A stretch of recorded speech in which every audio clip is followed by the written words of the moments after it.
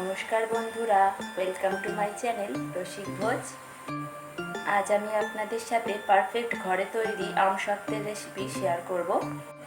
তো চলুন দেখে নেওয়া যাক কিভাবে বাড়িতেই দোকানের মতো পারফেক্ট আমসত্ত্ব তৈরি করে নেওয়া যায়। প্রথমেই একটা বাটিতে কয়েকটা আম সেদ্ধ করে নিচ্ছি। ঠিক 5 মিনিট পরে আমগুলো উল্টে দিচ্ছি।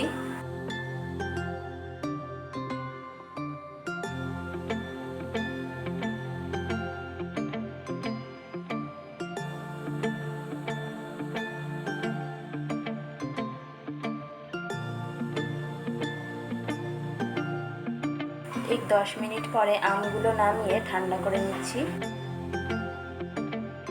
দেখতেই পাচ্ছেন 10 মিনিটেই আমগুলো খুব ভালোভাবে সেদ্ধ হয়ে গেছে। ঠান্ডা হয়ে যাওয়ার পর এর মধ্যে থেকে 5টা আম নিয়ে আমি তার শাঁসটা বার করে নিয়েছি। এখন হাফ কাপের মতো চিনি অল্প অল্প করে মিশিয়ে নিচ্ছি। আচ্ছা, এই আমগুলো একটু টক, তাই হাফ কাপের মতো চিনি নিচ্ছি। যদি মিষ্টি হয় তাহলে আরও কম পরিমাণে চিনি দিতে হবে।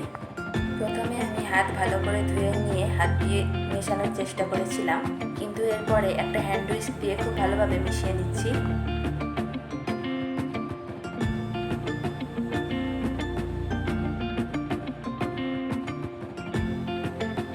এই পর্যায়ে বাকি চিনিটুকু দিয়ে খুব ভালোভাবে মিশিয়ে নিচ্ছি। হ্যান্ড উইস্ক দিয়ে মেশালে ভেতরে আর কোথাও কোনো দলা পাকিয়ে থাকে না।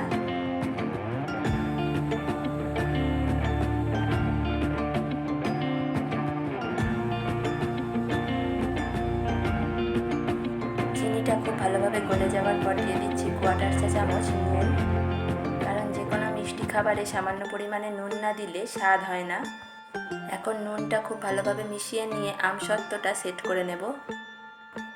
যেই থালায় সেট করব সেই থালায় খুব ভালোভাবে সরষের তেল মাখিয়ে নিচ্ছি, তাহলে আমসত্ত্ব হয়ে যাওয়ার পরে খুব সহজেই উঠে আসবে। এখন পুরো আমসত্ত্বের মিশ্রণটা সেট করার জন্য দিয়ে দিচ্ছি।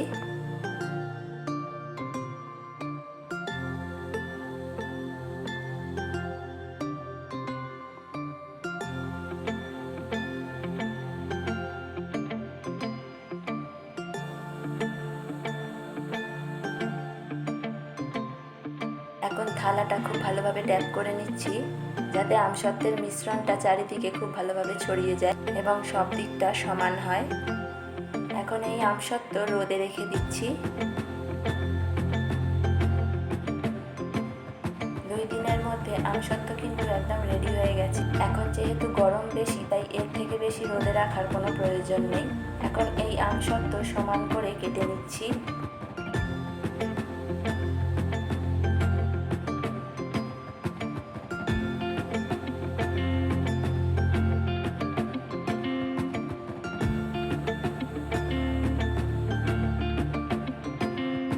দেখলেন তো বাড়িতেই কত সহজে দোকানের মতো পারফেক্ট আমসত্ত্ব বানানো যায়।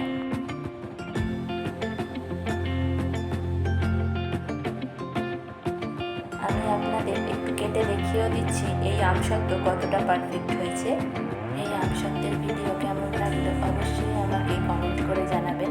ভিডিও ভালো লাগলে একটা লাইক করে দেবেন এবং আমার চ্যানেলকে সাবস্ক্রাইব করে দেবেন। সামনে আর কী ধরনের রেসিপি দেখতে চান সেটাও আমাকে কমেন্ট করে জানাতে পারেন। সবাই খুব ভালো থাকবেন। Thank you.